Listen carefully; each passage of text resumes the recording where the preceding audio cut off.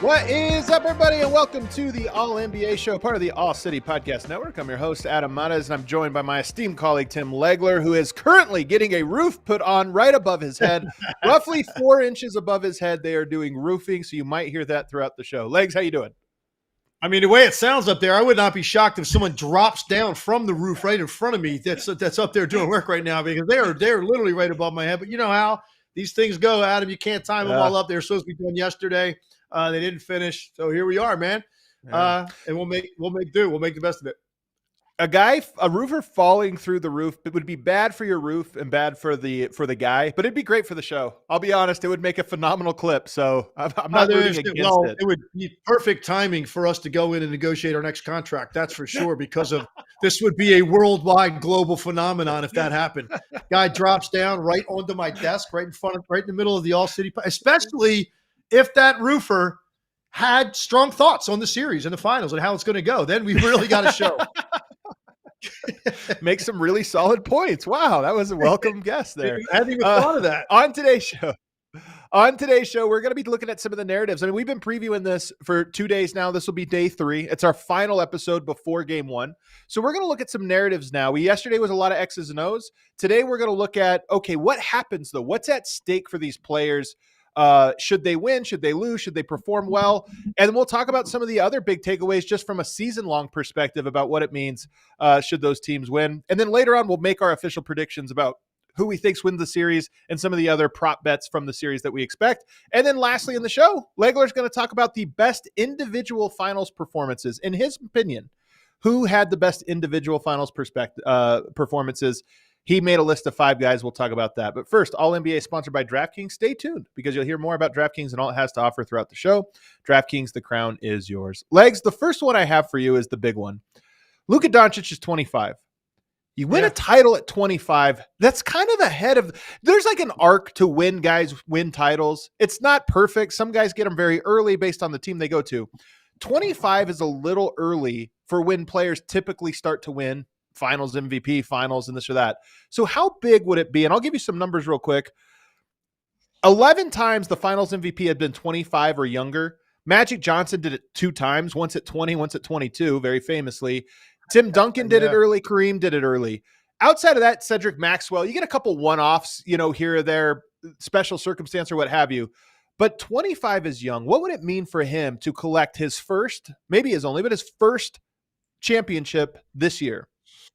Yeah, and one other guy I want to mention also in that category is Kawhi Leonard, who was 22. Yep. That was an interesting one because Kawhi won that, but it didn't really feel like it was Kawhi's team yet.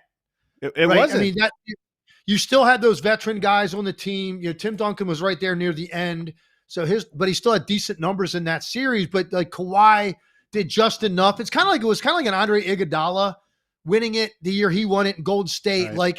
Like the star or those top bigger names, the 3 guys, they weren't so dominant that obviously one of them had to get it. And so if you do just enough, and he had big rebounding numbers in that series, Kawhi ends up getting it at 22. But the one that, we tie to him and attach to him is obviously the one that he won in Toronto and what that meant in terms of how he was going to be viewed historically as a player. But I just wanted to mention him. He's another guy that's a household name that also is on this list.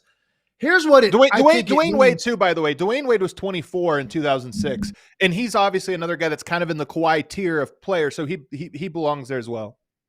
Yeah, no question. All right, so the question is for Luka, what does this mean?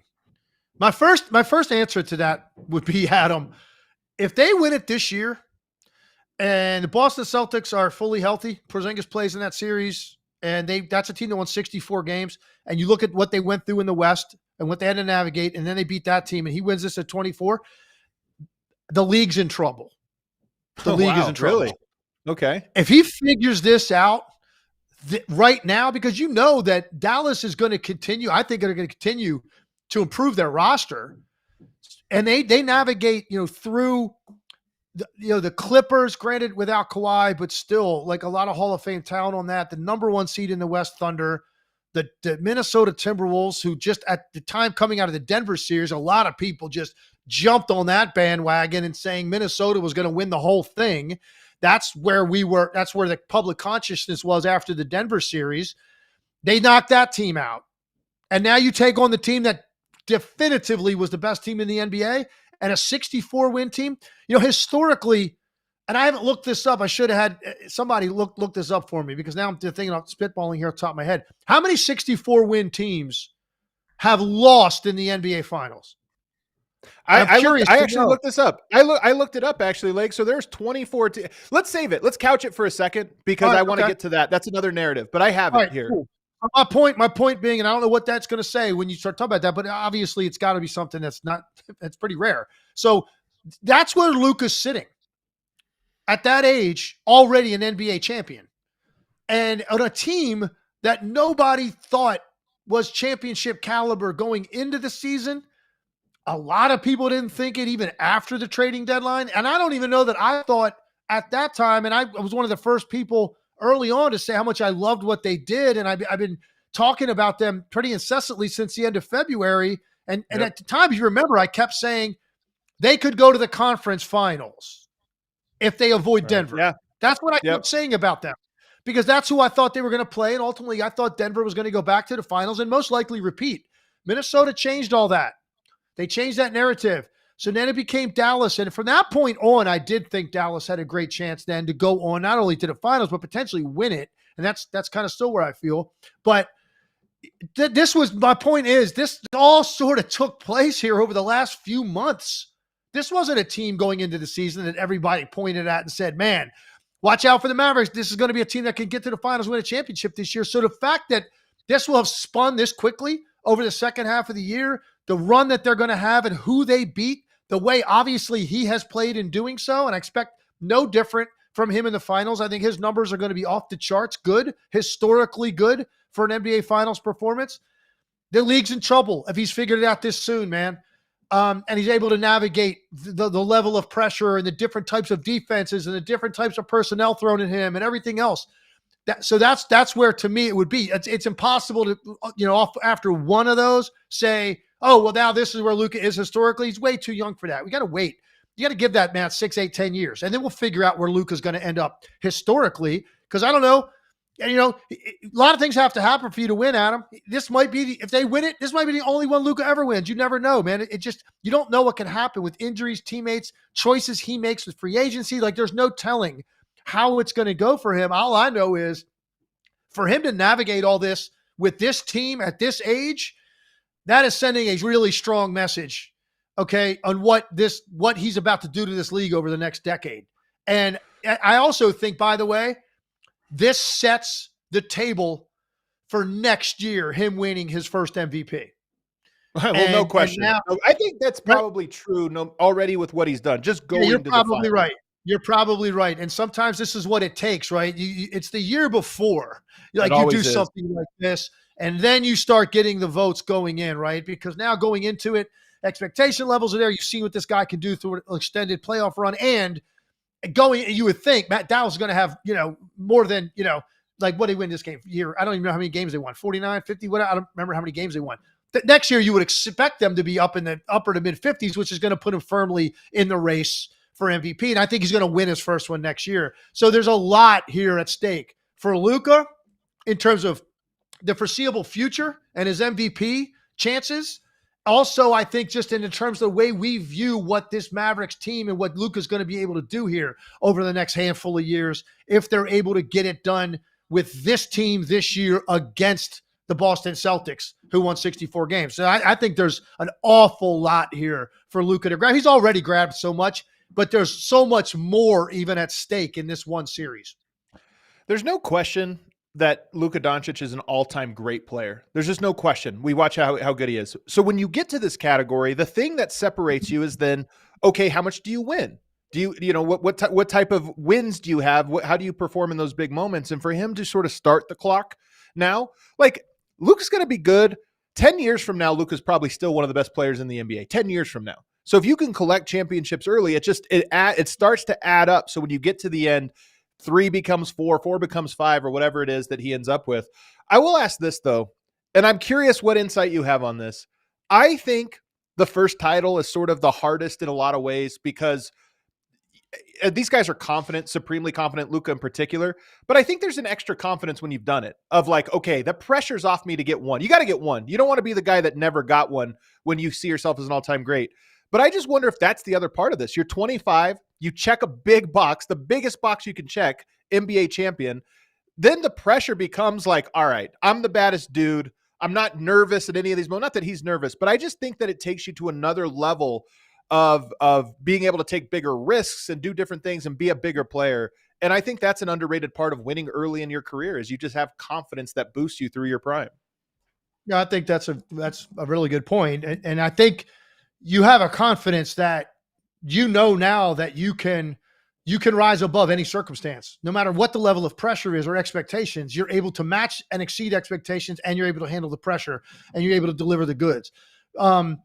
So the other thing I think that is at stake here for Luka, this conversation about MVP or even just a more general conversation, who's the best player in the league, people want to put that there now. And I had this conversation over the last week on some of the TV stuff I did about this exact topic. And I said, look, the only thing I'll say is when you've got a guy that's won 3 MVPs in 4 years and he's an NBA champion, 1 year ago, I don't know that you just make that ascension without having won an MVP or a title.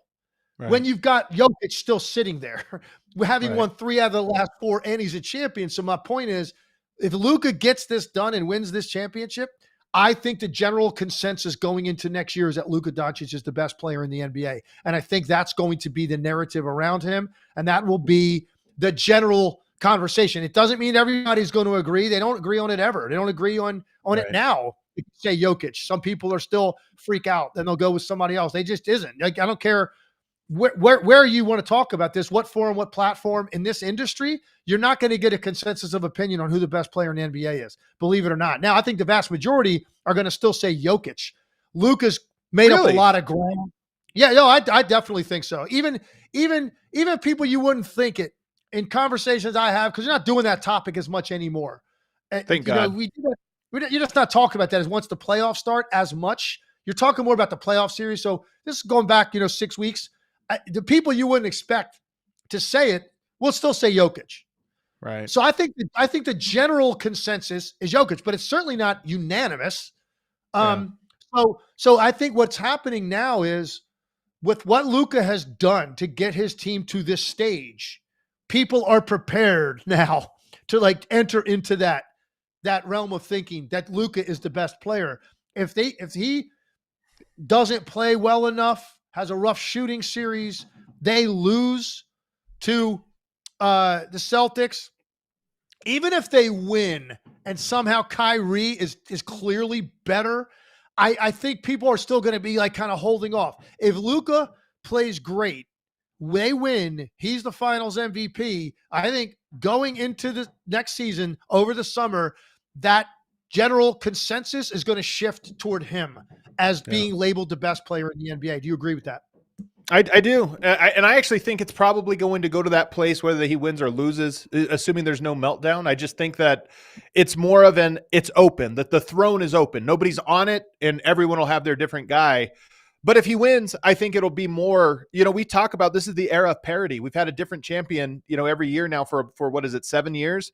It's been a run now of different guys. And I think everybody looks at it and says, I'm not sure there will be a LeBron, a Michael. We don't always have a clear, definitive top dog that spans several years. But if Luka gets one now, the door is open for him to own the era, for it to be like there were a lot of good players, but nobody won when Luka was there because he got to the top spot. So I think he has an enormous amount to gain, obviously, from this.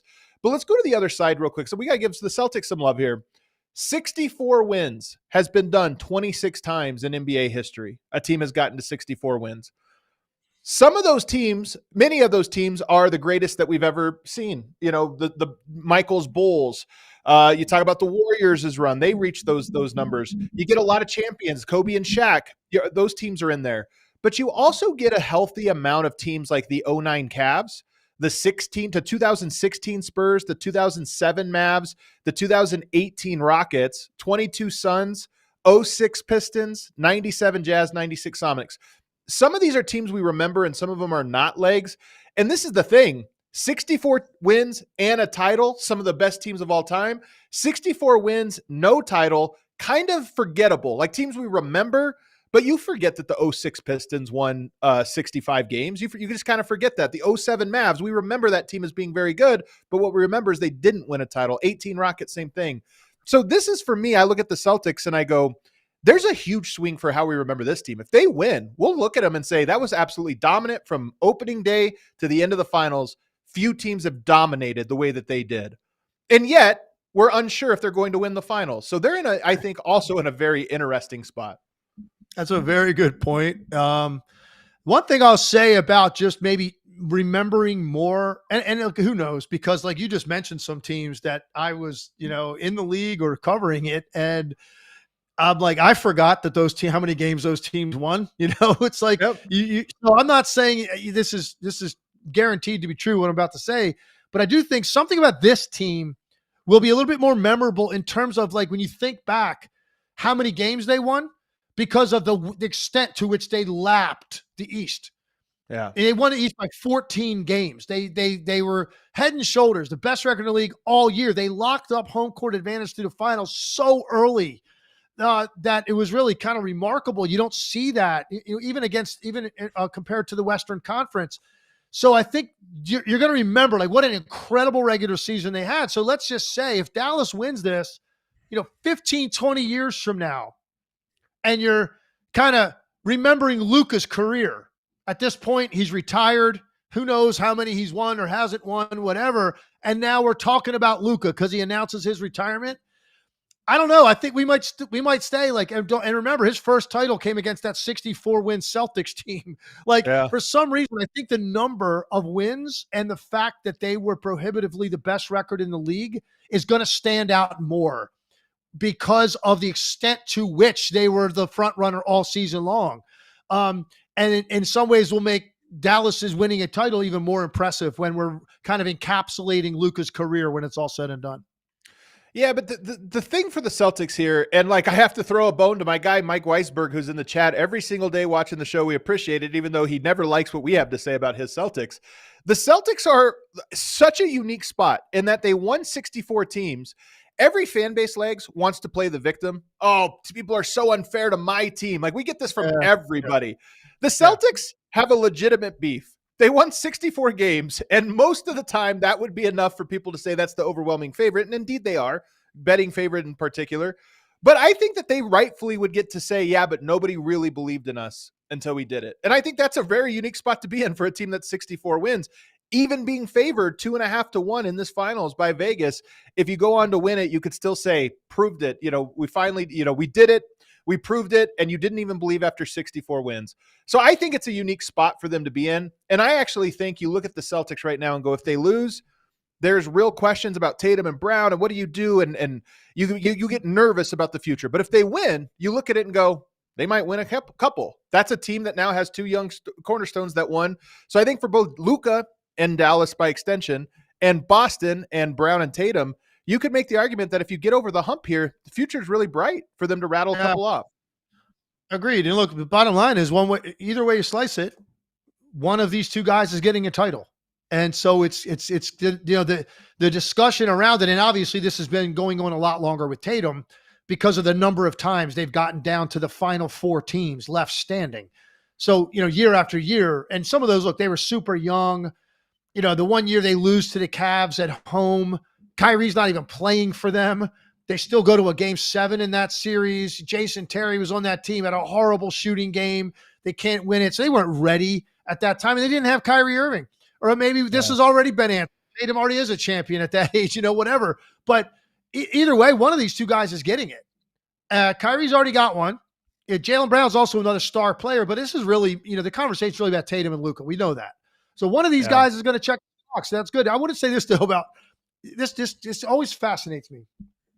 And I understand I'm an incredibly passionate fan about teams that I have loved in my life. One particular football team right now that I feel that way about, live and die with them kind of, but doesn't ruin my week. I'm not that kind of person. I kind of move on in life after they lose. What I don't understand is this. Why do fans of teams get so enraged in the process of trying to get to this final answer if people aren't considering them the favorite or giving them enough respect? Like, it's never bothered me. Never.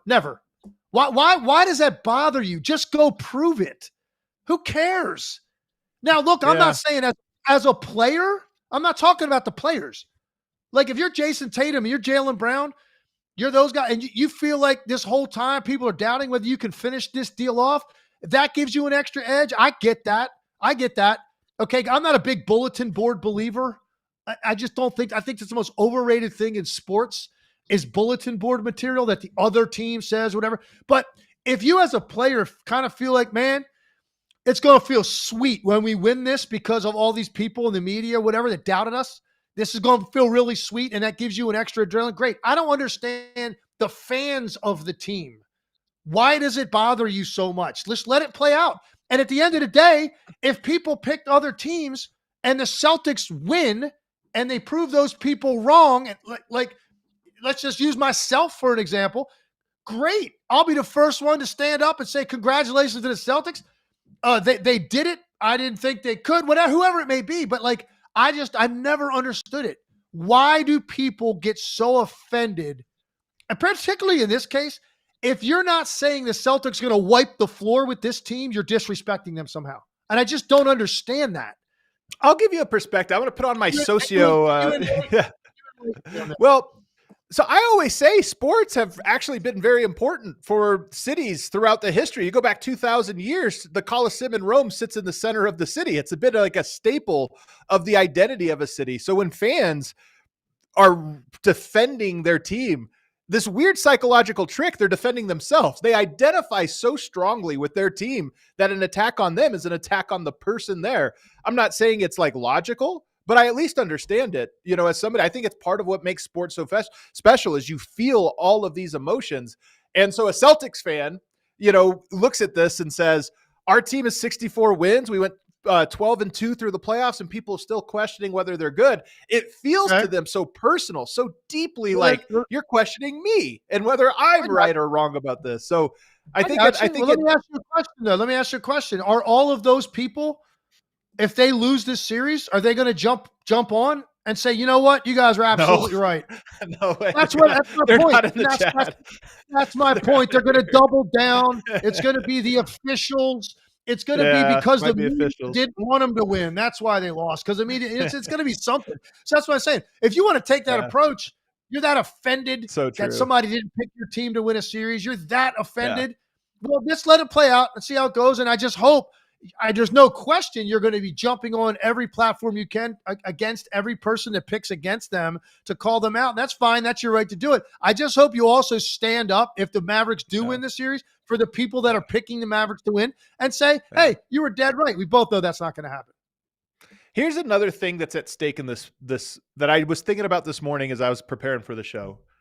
The Drew Holiday trade, not from Boston's perspective, but from Milwaukee's, I think will go down. You look at it and say it didn't work out with Dame. You get rid of Drew Holiday, we bring in Dame. The team is all year, it's kind of dysfunctional. It's not just because of that trade. There was a lot of stuff going on. But you look at that as a team that sort of swung for the fences, 2 years removed from a title. It didn't work. But the effects of that, the downstream effects were that Drew Holiday ended up in Boston, which actually will turn out to be, I think already we can say that was the better deal, is that Drew Holiday became available and Boston scooped him up. But if you go on to win a title, I think that the further removed we get from that trade, it'll become a storyline where we go, Milwaukee had a title team and they traded Drew Holiday. He went to Boston and it was just an all-time bad move from Milwaukee. I'm not trying to blame them and pour dirt on their grave, but I do think that's a storyline that would actually, nobody's really talking about. And I think as we get removed from it, we'll talk about it a lot more. That's a great point, Adam. It's something I haven't even thought about, but you're 100% right. Just think about, first of all, how many, I mean, I guess we labeled Drew Holiday the starting point guard on this team, right? Sure. Yeah. Right. Derek White's more considered the off guard, and then Tatum and Brown are the Right. forwards. So how many point guards have started on two different champions? Like that alone, just go through history and look at that number. And so, and particularly when you look at what happened to the Bucks and their identity the year they won it was so much about their defense. And then Giannis breaking through in certain ways offensively. After 2 years, they came up short as the number one seed in the postseason. They got beat. They finally broke through. That was a big narrative there. But another big narrative was their defensive identity. Middleton was at a higher level than he is now. He was healthier. Holiday's always been considered one of the elite perimeter defenders. Then Giannis, a defensive player of the year. That was a big part of their identity. They go in a different direction. They bring in Lillard. Holiday goes to Boston. They win 64 games, potentially win a title. I'm assuming he's going to have, he'll have a good series. He's going to have an imprint on the series one way or another, offensively, defensively, or both. He's going to make his presence felt. To just be a starting point guard on two teams that are able to win championships in two different franchises is very rare historically. So, and when you look at also relative to what happened to the Bucks, and it kind of changed. They went more of a team that tried to outscore people this year. And and now they had injuries at the end of the year. We'll never really fully know exactly how their season would have gone. If Giannis didn't get hurt, we're not going to know that. But bottom line is it didn't work out. Regular season, we were questioning them anyway all year and their defense. And then a big part of that was the change at the point, which is the initial point of attack and the pressure you can put on the ball and how important that is in the NBA. So I think that is a great point about Drew Holiday and maybe appreciating him a little bit more. By the way, somebody in the chat says Dennis Johnson, which you have to go all the way back to 79 and then to the 80s because he plays for Seattle and wins one, and then he goes to Boston. Because I was sitting here in my head trying to do it, and you're right. There's not a lot of point guards because that's such an important position just in terms of the identity of a team. Not that many point guards that won with two teams. So that's a really unique sort of thought exercise. Lastly, as we kind of wrap this up, actually, I have two more. Jason Kidd and Joe Mazzulla, coach legacy. I don't know why I'm so interested in coach legacies. I kind of get the sense you're less interested. But I think that Mazzulla has come in as a young coach who has sort of been revolutionary. He does things differently. This would be huge. This would be validating for him in a big way. You already were a finals team. You were an Eastern Conference finals team before he arrives. You couldn't get over the hump. If he gets him over the hump, that does something for him. And he's so young that he also has a long runway to sort of build on top of this. And then Jason Kidd is a guy that we talked about this a couple weeks ago throughout his coaching career, very hot or cold. He's had some great years, had some years where the fan bases wanted him out of town. To get a title, it's validating for him as well. And I think he's done a great job in the final. So I think both of those guys actually stand a lot to gain in this series. Yeah, no, agreed. I mean, look how far Mazzulla's come. Now, look, you got a series to navigate. So obviously, there's still who could be, second guessing on a lot of people's parts, depending on how. I think these games are going to be tight. So there's going to be some decisions made.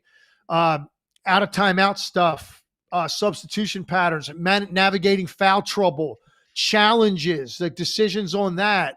There's a lot of stuff that could play out where, who knows? Guys are getting questioned. Either one of these two guys was questioned afterwards. But I look at how far Mazzulla's come in a year. There was a lot of skepticism around him last year. I thought he got, being so young and getting the team so late in the process with the Ime Udoka situation. And now you got a team, and it's like you're young. This is your first head coaching gig, and oh, by the way, you're expected to win it all. If you wouldn't mind, it's not like, hey, you got a lottery bound team here. Let's grow together. It was like, no, we got a team built to win it all right now, and here you go. That's a tough spot for a young guy to be in, and he was second guessed on some stuff. I thought, some of it was justified, some of it wasn't. Hadn't felt that way as much this year. And look, so when you win 64 games and you lap the field, you're not going to get questioned very much, right? Yeah. So let's see. Like this series, I think there are going to be coaching decisions, also like matchups, changing defenses, like all that stuff. We're going to be really analyzing this stuff game after game after game and really scrutinizing it. So I think we're about to find out I think, exactly how Mazzulla and Kidd, either one of those guys, and both of them are going to be viewed going forward, depending who wins or loses. And look, they might both coach really well, where there's not a lot of questionable stuff, and one guy's going to have to lose. That's the way it's going to go, and I don't think we're necessarily going to lay it at their feet. It's all context. We got to see how it plays out, because some of these are human errors, I mean player errors rather than coaching errors. So let's see how it plays out. But there's a lot at stake, I think, for both guys, because the number of buttons that are going to have to be pushed to win this series. I firmly believe that. Last one, and then we'll take a break and get to our predictions for the series. But Kyrie is in such an interesting spot too. He might actually be the most interesting when you just think about legacy and what does it mean in future. He has had a very weird career, and that more of his seasons as a player, as an individual, more of his seasons have been a disaster than great. Like, he's had a lot of seasons where his team, he's underperformed the expectations of the team that he was on. But he has one run in 2016 that was unbelievable, all-time running mate for LeBron. LeBron played with Dwayne Wade. He's played with some great Anthony Davis. Kyrie in that finals was unbelievable, did everything they needed him to do to win that in big moments, including hit the big shot. If you have a repeat of that, he'll have the weirdest legacy, because he's clearly so talented. And twice, we talked about him last week about being him and Luka, one of the best backcourts in the league's ever seen. If you get to do this twice in the same role, I just think you'll look at him and say he was an all-time sidekick of this era. He was one of the best sidekicks, number 2 guys, if you end up getting 2 titles with 2 different stars a decade separated. So I actually think he has an interesting sort of legacy swing based on this finals. I agree with that. And I think that's kind of what I've felt about Kyrie the whole time. I didn't know when Kyrie left Cleveland, like most people, he clearly was a superstar talent. Yeah. He had lived in LeBron's shadow to a certain extent, right? They went to the finals.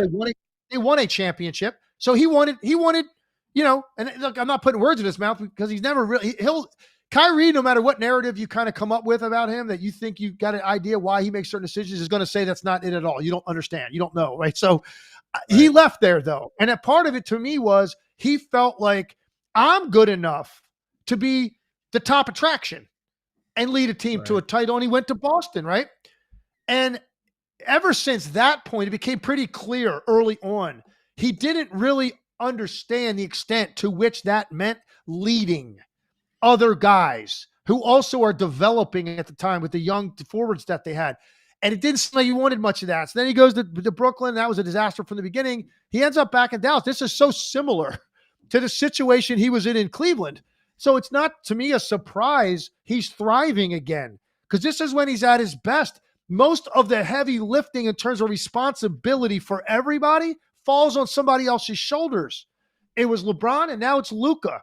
So you can go be you. Just go play. And he's done it. He's embraced it. He's been happy doing it. This is the perfect place for him to be, next to someone like that. And we can view him the way you just said, as one of the all-time great co-stars, and in the right setting, which is, again, he has found, I think, here in Dallas. We look, by the way, just real quick, some people are that 2 point guard starting for multiple champions. People are just throwing names out. I think that's why they're throwing some of these names out. Like I saw Kyrie. Like, well, Kyrie's only won 1 championship. He hasn't won a second one. And by the way, even if he wins one here, he's not a starting point guard on this team. Luka's the point guard. Yeah. It almost counts, though, if you go through this is why it was so interesting. I went through and was thinking about this, and there's not many. I think he would be as close as you're going to get, because there just aren't any until you go 30, 40 years back. So it is interesting. Drew Holiday, Kyrie, both could sort of do something that is very rare and fulfilling it, even if I agree with you. He's not technically a point guard in that same way. Yeah, man. I agree about the point you made about Kyrie. I agree. Drew Holiday's kind of that way as well, to be honest. Like, he's not a tradition. He's not John Stockton, right? His role's a little different in that team as well. Let's take a break. On the other side, we want to get to the predictions. I know you guys have been waiting for it. We'll talk about who we think's going to win, how the series is going to go, and we'll even preview Game 1, since we won't be doing a show until Game 1 happens. So we'll do all of that more on the other side. Plus, Legs will wrap up the show by talking about the greatest individual finals performances in NBA history. He made his own personal list. We'll get to that. First, Shady Rays, get ready for the season ahead with quality shades built to last. Our friends at Shady Rays have you covered with premium polarized shades that won't break the bank. Shady Rays is an independent sunglass company offering a world-class product rated 5 stars by over 300,000 people. Their shades have durable frames and crystal clear optics, making them the perfect choice for all your outdoor activities. And they have hundreds of options to choose from, so you're bound to find the pair that you like that matches your style. They probably have a style in your favorite team's colors if that's the direction that you want to go. You've probably heard this ad maybe a time or two, but you want to use our promo code because exclusively for our listeners, Shady Rays is giving out their best deal of the season. Head to shadyrays.com and use code AC35 for 35% off polarized sunglasses. I'm telling you, you can stock up. My recommendation, buy 3 or 4 pairs of sunglasses so you have one for every type of outfit. Going to the beach, driving in the car, different things you have going on. Try them out. Try for yourself the shades rated 5 stars by over 300,000 people. Also want to tell you about DraftKings Sportsbook. This is the week. This is your last chance. You have about 36 hours to get your bet in on who you think is going to win the series, or maybe you want to make a bet on how long you think this is going to go. It's going to be a 6-game series. You can make a bet on that. You can make a bet on finals MVP. You can make a bet on who's going to lead in points, threes, rebounds, assists, all of that and more. So if you want to get a bunch of prop bets in before the finals begin so you have a rooting interest in this one, head on over to DraftKings Sportsbook, an official sports betting partner of the NBA. If you're new to DraftKings, listen up. New customers can get a no-sweat bet up to $1,500. Just deposit at least $5 and you'll get a bonus bet back equal to your first bet if it doesn't hit. So download the DraftKings Sportsbook app now and use code ALLNBA. That's code ALLNBA for new customers. Get a no-sweat bet up to $1,500 if your first bet doesn't hit. Only on DraftKings. The crown is yours. Gambling problem? Call 1-800-GAMBLER. Or in West Virginia, visit 1-800-GAMBLER.net. In New York, call 877-8-HOPE-NY or text HOPE-NY 467-369. In Connecticut, help is available for problem gambling. Call 888-789-7777 or visit ccpg.org. Please play responsibly. On behalf of Boot Hill Casino and Resort in Kansas, 21 and over. Age varies by jurisdiction. Void in Ontario. One no-sweat bet per new customer. Issued as one bonus bet based on amount of initial losing bet. Bonus bets expire 168 hours after issuance. See dkng.co/bball for eligibility, wagering, and deposit restrictions, terms, and responsible gaming resources. All right, back here, segment 2 of the All NBA show. Real quick, a lot of people don't know this. I'm one of the partners in ALLCITY and also the head of content at DNVR. What is DNVR? Sports media company in Denver that also owns a bar. That's right, a sports bar. So if you're looking for a place to watch the finals, whether you're a Nuggets fan, whether you're a Mavs fan, whether you're a Celtics fan, we're going to have the audio on at the DNVR bar, and we have happy hour 4 to 6 and 8 to 10. So you can actually catch 2 happy hours while you watch the game, before and after the game. It's a fantastic bar. $12 chicken tenders and fries as well. So if you're looking for a place in Denver where you can go, knowing that the game sound will be on, good atmosphere, good vibe, check out the DNVR bar in the corner of Colfax and York. A little promo for the people here in Denver, Legs. I got to get you down to the DNVR bar. Next year, you're going to have to spend a week out here. Check out the bar. We'll do some shows together. I would love to, man. I would love to. Make it happen. Let's get into some of these predictions here. So this segment, sponsored by DraftKings Sportsbook, we're going to use some of their props to preview this series. The Celtics are minus 210. Basically 2-1, minus 210 to win the title. Mavs are plus 175. So we've talked about this a lot. Vegas seems to think that this is quite a bit of, that the Celtics are heavy favorites. Let's get into it. Who do you think is going to win this series? Very difficult to decide this, but I'm ultimately going to go with Dallas. And it comes down to my belief that these games are going to be very close. I think both teams are very difficult to run away from. So I think we're going to have the vast majority of these games, maybe not all, but I think most of these games it's going to be a long series, are going to be decided in the last 4 or 5 minutes of the game. And how many games will not be? I mean, like if I set the line at 0.5, would you go over that there'll be one blowout? Yeah, there's define blowout. Are you no points. meaningful possessions in the fourth quarter? Are you talking? No, we'll say no meaningful possessions in the last 5 minutes of the fourth quarter. Okay. Yeah, there's going to be at least one. There may be 2 of those. I mean, I could see each of those teams doing that at home. I could see each of those teams having one game like that. I don't think you're going to get games in this series where you kind of know middle of the third quarter, like it's over, like a team's up 20-25 in that situation. I don't think that's going to happen. We've seen a lot of that in the playoffs. I don't think it's going to happen in this series. I think these games are going to be going into the fourth quarter, I think you're going to see most of these games being within 6 points, 8 points, tied, that range where it's still very much in doubt, the outcome. And then I think last 4 minutes, you're going to have really meaningful possessions. And if that's the case, if that's the assumption I'm making, then I'm going to go with the guy that I trust the most in those situations, which is Luka Doncic. And Kyrie might even be the guy I trust second most. It's close, I think, then.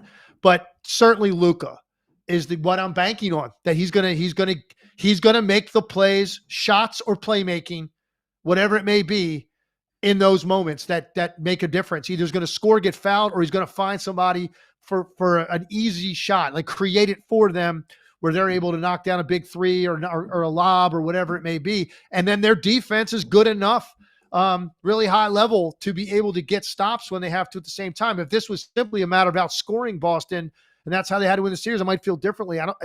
Dallas's defense is good enough that in those last 4 minutes, they're going to be able to make things a little bit more difficult for Tatum and Brown. And then Luka, I just don't think there's as many answers for him defensively as there are for Boston's players. I just don't. So that's ultimately for me what I hinge the whole thing on, and that's why I will pick Dallas. Wow. So I'm guessing 6 or 7 games. And one of the questions I have here is how much is home court going to matter in this play? It hasn't mattered a ton in the playoffs in general. Yeah. A lot of good teams have lost the home games and won the road games. So do you think that if I set the line at 1.5 home losses in this series, home team loses 1.5, would you go over or under that number?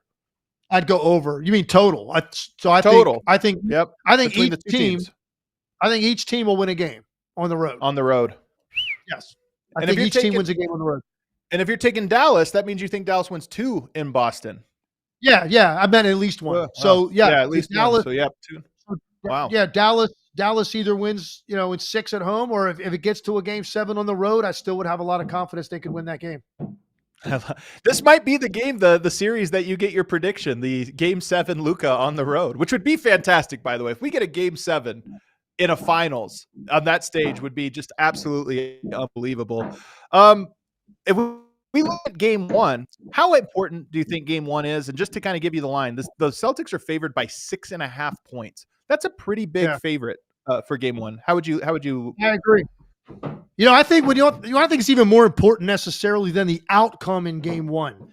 How the game is played, how much Luka and Kyrie are able to operate effectively against Boston. It's going to tell me a lot.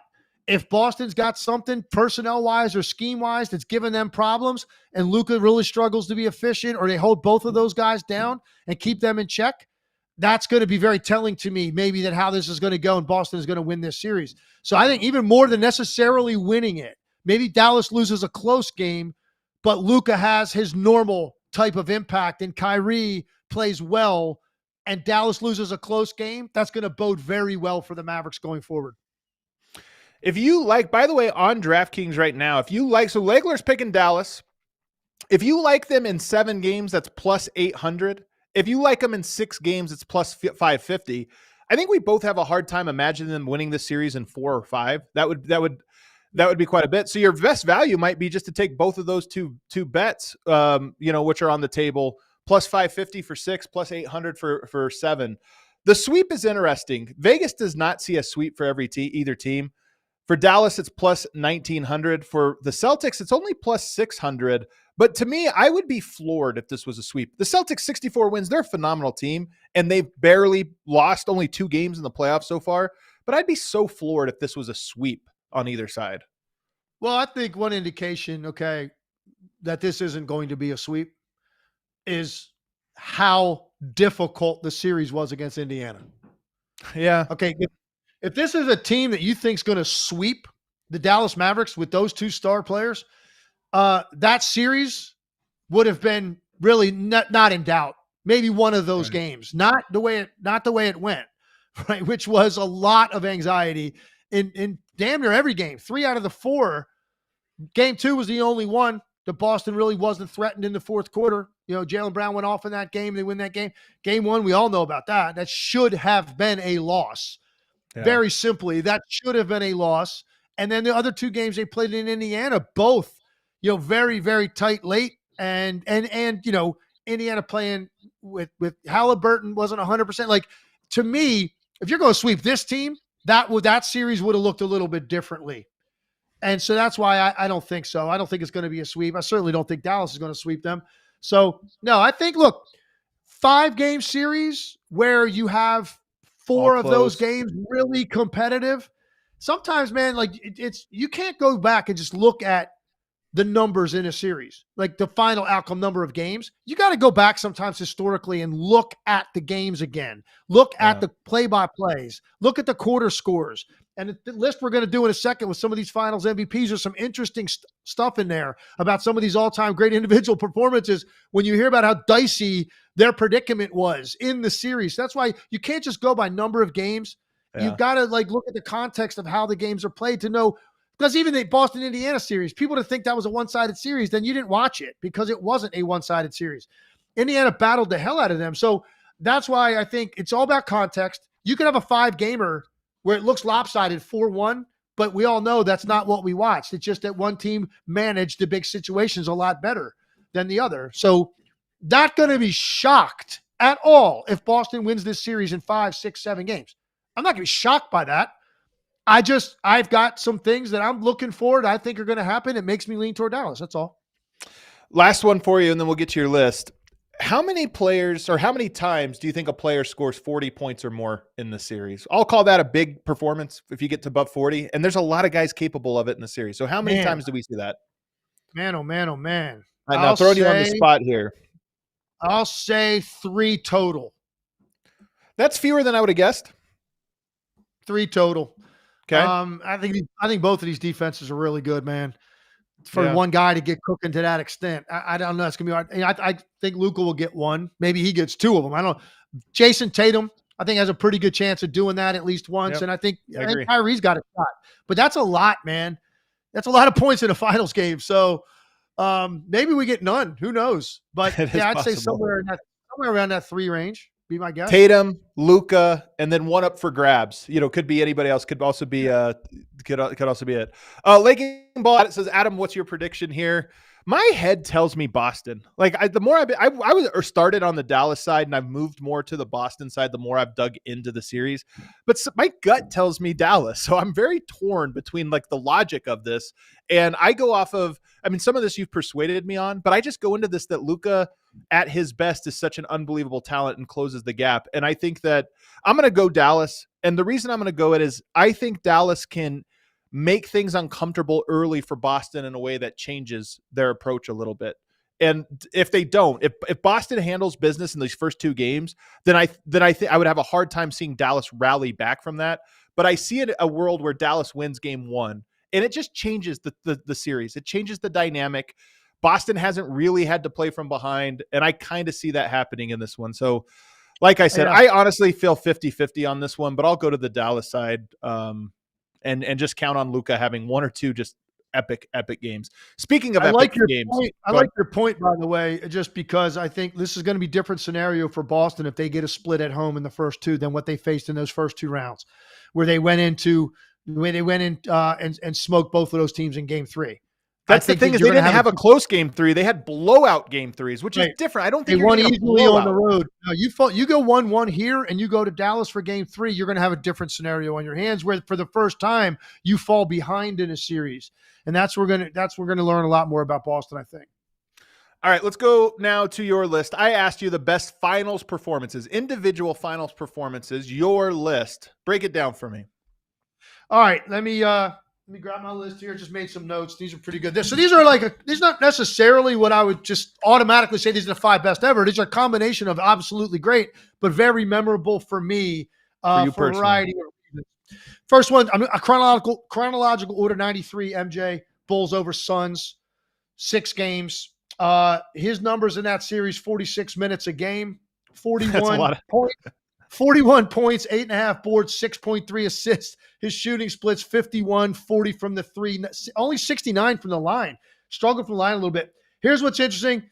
Notes, game 4, Bulls led that series 2-1. They were down in game 4, end up winning the game. Big one. He has 55 points in that game. If that gets to 2-2, who knows? Going the rest of the way. And then, of course, game 6, he trusts Paxson to make that big shot, and they win the title. And in that game, 33 points, 8 boards, 7 assists in the closeout game over Phoenix. That's my first one. Second, 2001 Shaq, LA over Sixers, 4-1.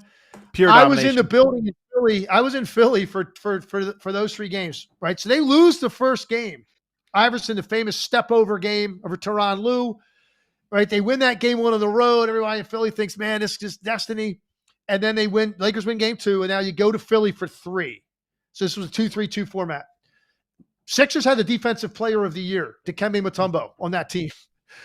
And the MVP in Allen Iverson. And they win 3 straight. And by the way, in the game they lost, the first game, Shaq had 44 points in that game. Just Iverson kind of outdid him. Lakers win 3 straight in Philly. His numbers in the series, 33, 16, 5 assists, 3.5 blocks. And here's another one, a key number, because I was at 2 of those games in Philly, and this is what stood out to me, the 3-point shooting of the Lakers. They shot 48% from the 3 in that series because of Shaq. One reason, because of Shaquille O'Neal. It's because so funny to be both unbothered at the rim the way he was, and also being double teamed and generating that much gravity that your shooters were also wide open. It's an insane double whammy he had created in that series. By the way, like, you know how dominant he was? They changed the rules of the game. Yeah. The next year it was so dominant. They're like, well, we got to do something. Like, we got to allow double teaming and just change how basketball's played that year. That's a great point. The other thing about this is, like, Dikembe, defensive player here, 7-1, and I just remember some of the dunks that Shaq had in that series in one-on-one coverage on him. It looked like a dad playing against his son, like on a Nerf hoop. Yeah. Like, strong, and I remember where I was sitting in the arena hearing the snapping of the rim. Like, as Shaq it was just incredible. Like, what he did to this guy that, Rudy Gobert got beat up for some of the stuff in that series. Imagine this. Your defensive player of the year, you're going one-on-one in the post, you're getting dunked on repeatedly. So that one stood out to me. All right, next, 2006, D. Wade, his performance for Miami over the Mavericks. I had some notes on this that are interesting. So Mavs, if you remember, Mavs go 2-0 up that series at home. They're up 2-0 in that series. Shifts to Miami, and he ended up winning 4 straight. They were down 9 going into the fourth quarter of game 3. Now, think about, we talk about legacy stuff all the time. Think about this, man. That's a title for Dirk potentially. If they win that game, they go up 3-0. They're not losing that series. Yeah. Instead, the Heat battle back in the fourth quarter of that game, game 3. Dwayne Wade, 15 points on 6 of 9 shooting to help get them to win. They had some other big moments. Gary Payton had a big shot in that fourth quarter. Some other stuff happened. And they end up winning game 3. They win the next 3. Game 5, they win by 1 in overtime. So it's 2-2. Miami wins the game in overtime. Dwayne Wade, 43 points in that game, 21 for 25 from the line in that game. And then finally, game 6, he has 36 points, 16 of 21 from the line. He win by 3. So he averaged in that series 35, 8, and 4. More importantly, 97 free throw attempts in 6 games. Yeah. Controlled the entire game. Mid-range and free throw line controlled the entire series. One of the most incredible individual performances I had seen was hearkening to Jordan's performances at that time, the way he dominated from the guard spot. 2 more. 2021 Giannis. I'm going with that one. Bucks over Suns. His numbers in the series, 35, 13, and 5, 62% from the field, and 66% from the line, which for him was a massive improvement, but more importantly, the closeout game. All right, again, Bucks lose first 2 games in that series, and they win 4 straight games. Game 3, they're down 2-0. He goes for 41, 13, and 6, 13 of 17 from the line. Game 4, they're down 6 entering the 4th.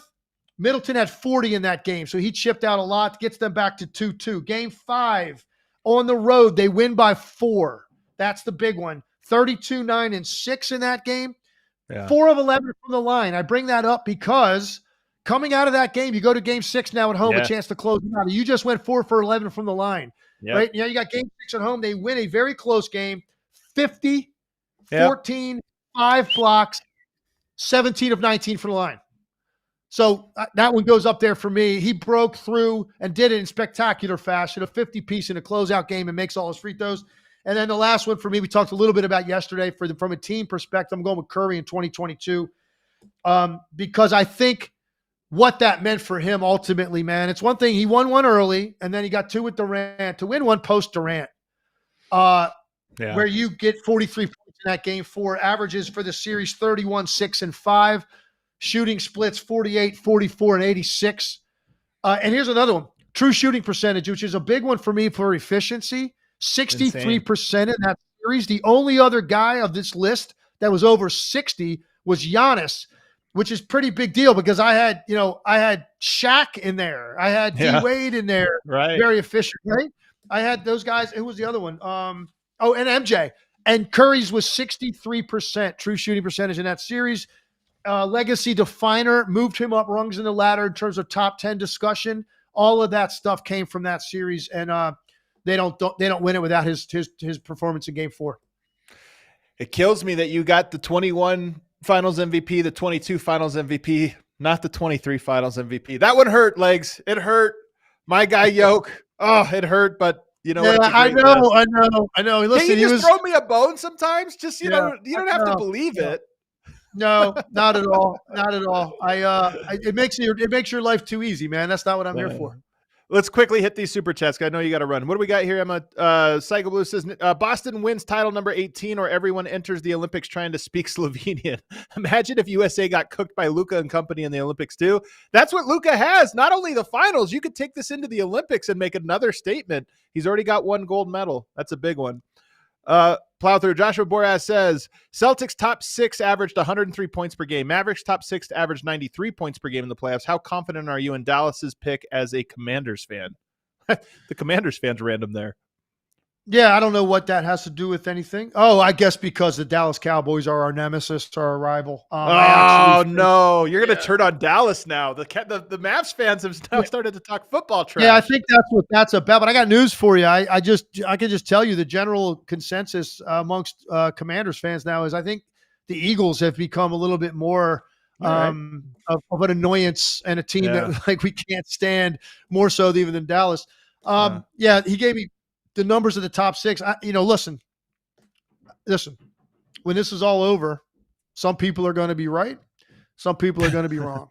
Yeah. If I knew for a fact, I wouldn't be doing this podcast because I'd own a private island. I would have so much money because I'd be laying money on all these games. If I knew, none of us know. You think you know, and I understand the passionate opinions. It's fine. People, if someone disagrees with you, they're not an idiot. They just have a difference of opinion. We're going to find out who's right, who's wrong, and why. More importantly, why? Why did it go one way or the other? No matter if I'm right or wrong. I'm not rooting against the Boston Celtics. I'm not. I'm asked to give an opinion on this stuff. That's probably the least favorite part of my job is predicting. Yeah. I'd much rather talk about what happened. And why. I think that's, where my expertise and strength come in. But we all have to do this in this industry. So we're predicting, and some of us are going to be right. Some of us are going to be wrong. Either way, I'll be right here to either own being wrong or gloat a little bit about being right. All right, Emma, what else we got? Chris the Killer says, do you feel the Celtics' best crunch time option is White and Porzingis PNR with Tatum and Brown attacking closeouts? So often this ISO team at the top of the arc. We've actually talked about this a lot. I personally do. Legs, what do you think? I mean, look, I don't know. Listen, you got Jason Tatum and Jaylen Brown on the floor, and you want to initiate a different way. I don't know. That's if you're Joe Mazzulla, how bad do you think he's going to get beat up from a Derek White Porzingis pick and pop, and Porzingis misses a 3 in a big spot? Or Derek White misses a shot and Jaylen Brown and Jason Tatum don't touch the ball. Now, I know what you're saying. Well, you're saying they're going to defend it a certain way and the ball gets swung around to those guys and now they attack. There's no guarantee that's going to happen. If you run initial action for 2 guys, it's possible there's a shot coming out of that and your best 2 players weren't involved. So I think there's a risk there for Boston. Good point. Randy Balin says, all the talk on the talent, how do you evaluate the coaching staffs? We went into this a little bit. I think they're both good. Yeah, I do too. I'm not sitting here thinking there's a decided advantage in this series either way. I'm really not. I got to call a couple of their games on radio this year when we got to interview him before the game. It's the first time I really got to interact with him extensively before and after the game, have some conversations with him. He's very, very impressive guy, super intense, incredibly intelligent. everything is sort of math-based, numbers-based, very analytical in that way. It's a big part of what Boston does. He's impressive, and I've known Jason a long time, and I think he's also a very impressive guy. So I don't think there's an advantage to be had either way. One last one, Emma. Psycho Blue says, Adam, when DMVR hosts baseball games, be extra strict with the alcohol limit. My poor Rockies need an FO intervention.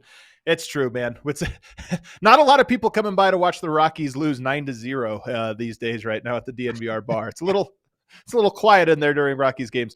Hit that out there, man. I got to get out there and celebrate with you. We'll go out and check that place out. We'll do it for sure next season. Everybody, thanks for watching. Guys, we're so close to 20,000 subs. Help us get there by subscribing and sharing this podcast with all of your friends. Let them know about it. We're off tomorrow, but we are back on Friday recapping Game 1. Cannot wait. We'll see you then.